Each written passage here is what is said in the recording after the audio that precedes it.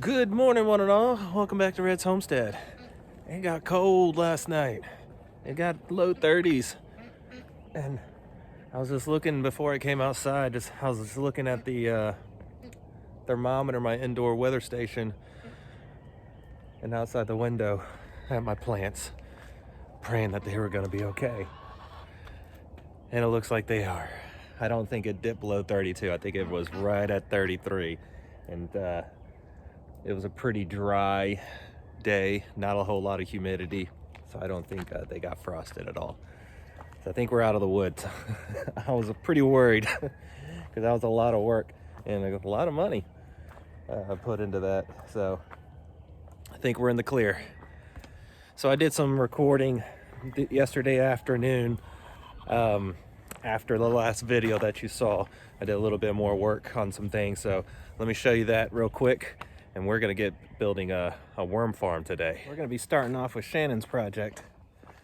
And it's probably been I probably have a lot of new people since we've talked about this. But we're about halfway down our property right now. Well, going this direction. Most of our property is going that direction.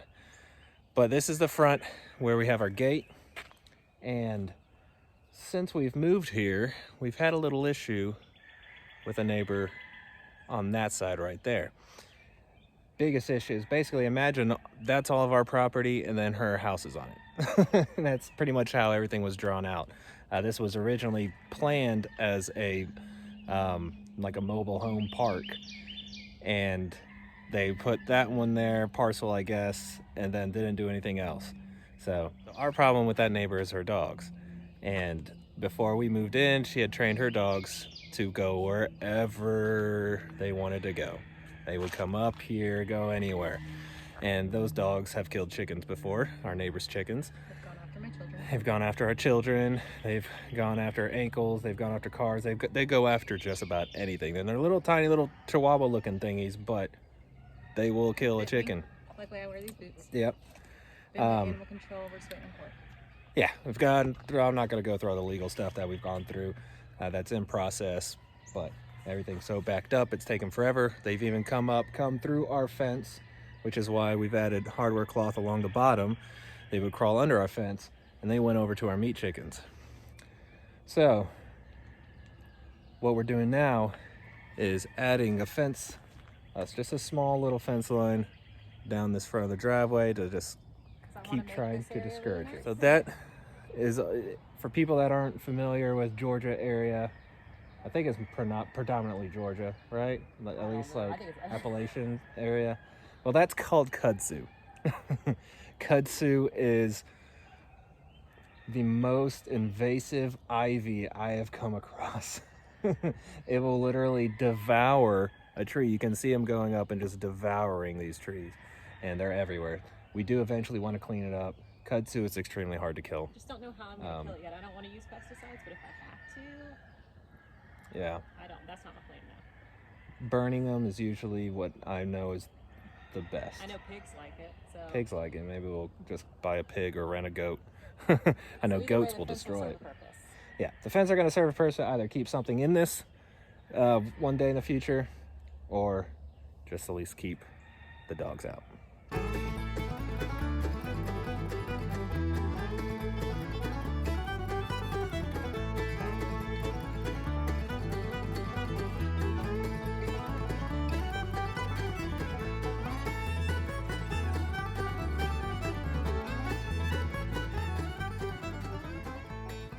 That fence down there is not going to work.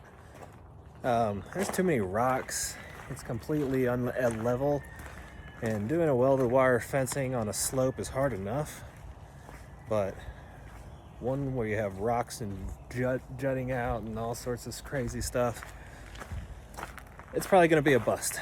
So we're going to look into something different. Probably going to be getting something more like a Premier One fencing type. Doesn't have to be electric necessarily, but we're going to shop around. So now I'm going to build me a worm farm. So for this project, it's mostly going to be built out of scrap wood. scrap pieces of 2x2s from my past build, some 2x4s, and some old picket board fencing that I had from when I did the doors of the wrecking house. So nothing is gonna go into this cost-wise except time, and I'm hoping to have it work. It'd be a lot easier to do with just new 2x6s, making squares out of those, but you'll see what I'm talking about.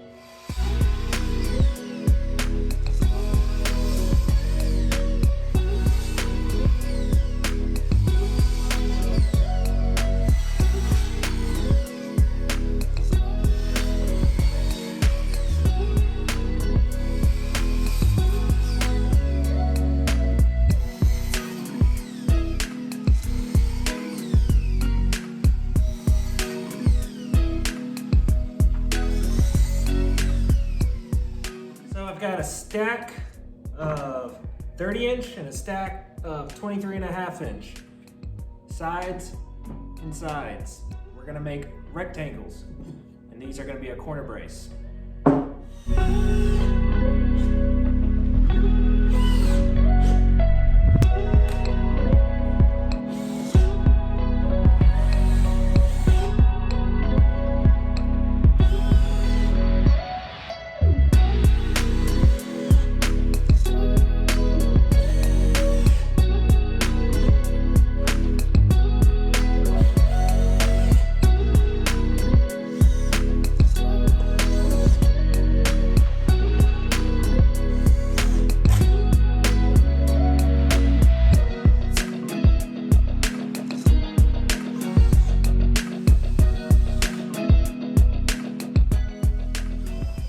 This is box number 1.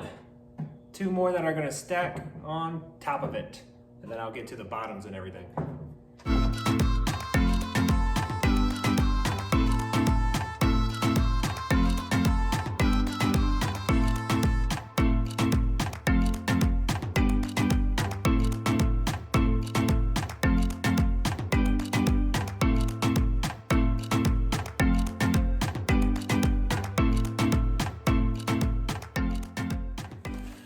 So now that we're all caught up for today, I'm gonna get back to building this thing.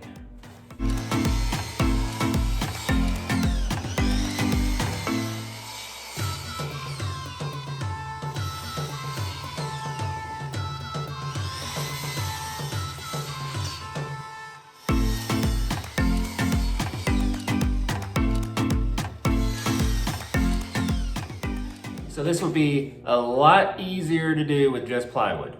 But I don't have any plywood, and plywood's expensive, so I'm using scrap wood that I have just around my workshop. This is going to be the bottom of the entire thing. I'm going to cut 2 holes right here so that the water will be able, the worm castings will be able to drop through this, the liquid, and into a bucket.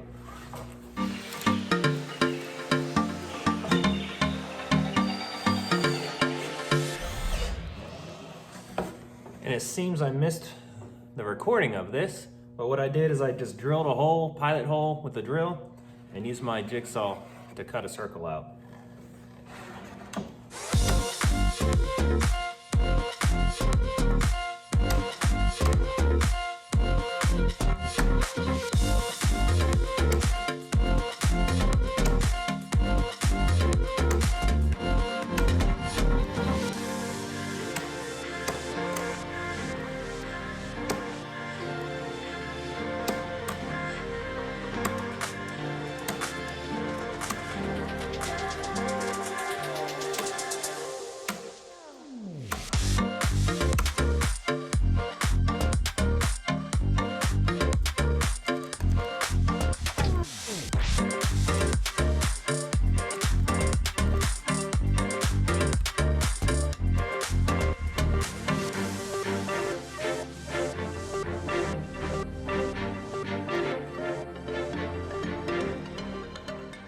So I did the plastic just because I want all the yummy juices that's gonna fall to this bottom to come out these holes right here.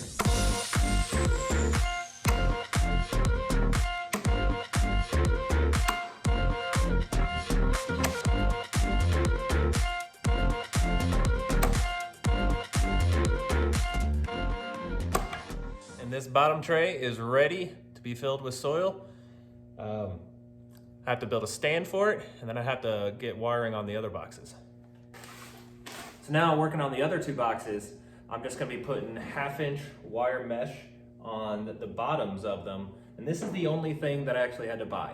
And I bought this at 1/2 inch because this is to stop the soil from going from box to box, but it allows enough room for the worms to travel upward. And what's nice about doing this method is I can add as many boxes as I want, as tall as I want.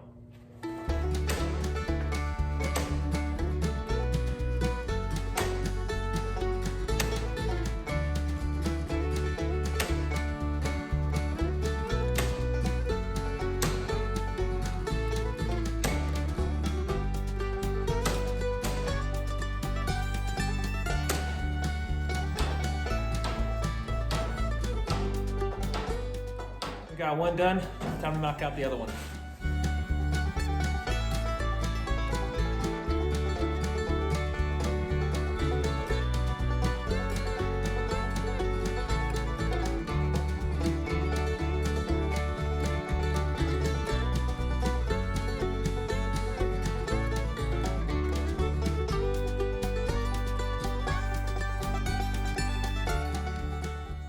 So there you have it. You can kind of see, got one layer, 2 layers, and then on the bottom we got the holes. Now I just have to build a stand for it and see how well that's gonna hold up.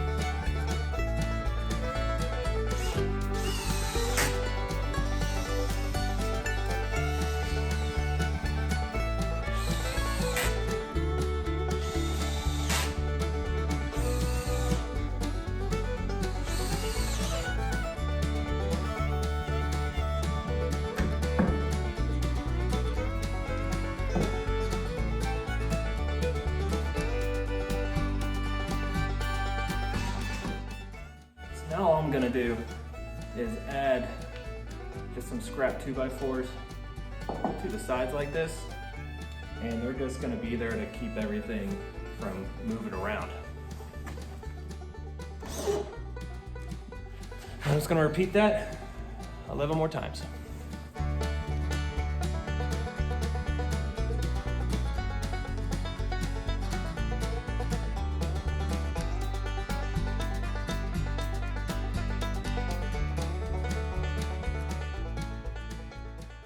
So there's my worm farm. Start at this tray right here. Everything liquid will go through these 2 holes, and hopefully all the good stuff, soil, casings, will stay right here. When this fills up, or it looks like they're starting to eat away everything that's in there, you add the next layer on top, and then once there's food and stuff up here that the worms know about, they'll come up here and eat. And then when they are done eating this, I do the same for the next layer. And all I do is I have to make sure I keep it covered the whole time with something like a tarp or piece of plywood or whatever. I have to find something to cover it. We're ready for a worm farm. And by the time they're up here, everything down here should be ready to collect. So I came in to check on Miss Broody Hen. Looks like she's still doing okay, but she also has company. I don't know how many, maybe these chickens have outgrown their home and they're starting to just migrate over here. Because now that's 4 chickens that daily are in our property.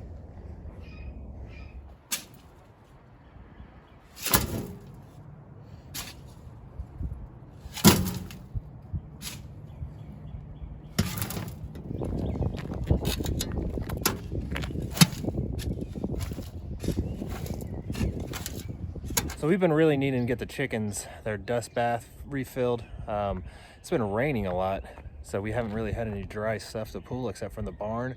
But this topsoil right here This is what they really love. And so I'm gonna let it sit out here in the sun and let it dry out and keep kind of stirring it. And hopefully I can get a good medium for their bath. Uh-oh, Shannon's got a really long blade down there. This may not end well. So around Easter, we noticed quite a bit of poison ivy. And so we were hacking them off the trees.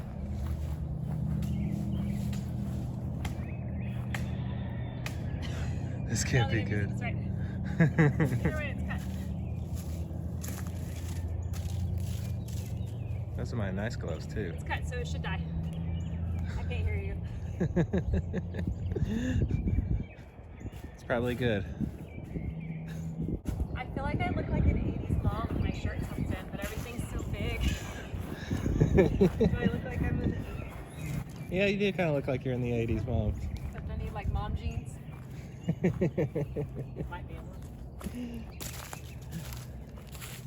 Yeah, it's little things like this that we're finding. Poison ivy right here. That's why I decided yes, I totally going hit pretty my high. bait with this. Good thing it's not sharp. It's like, Actually, that's pretty sharp. I just sharpened that.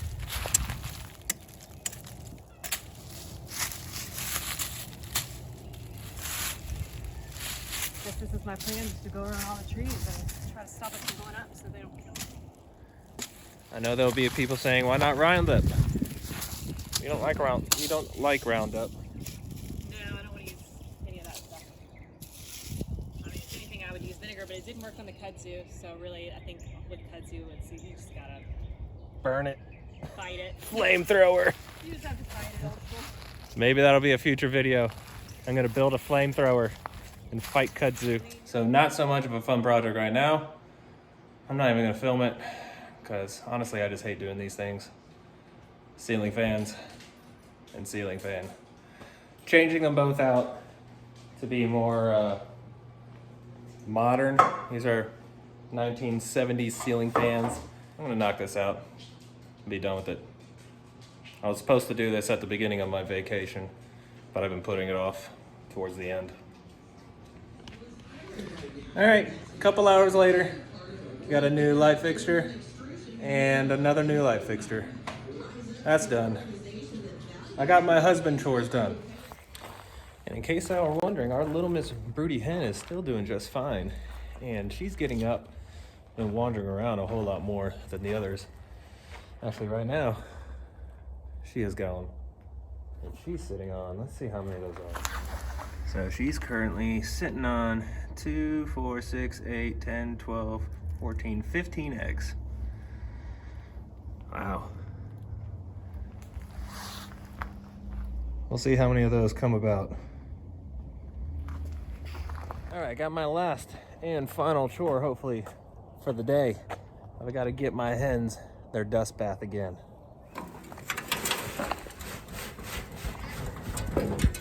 There we go. I bet you they're gonna jump right in it.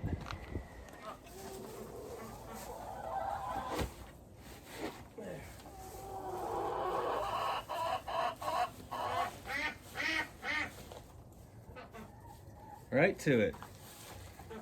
They were definitely missing having that.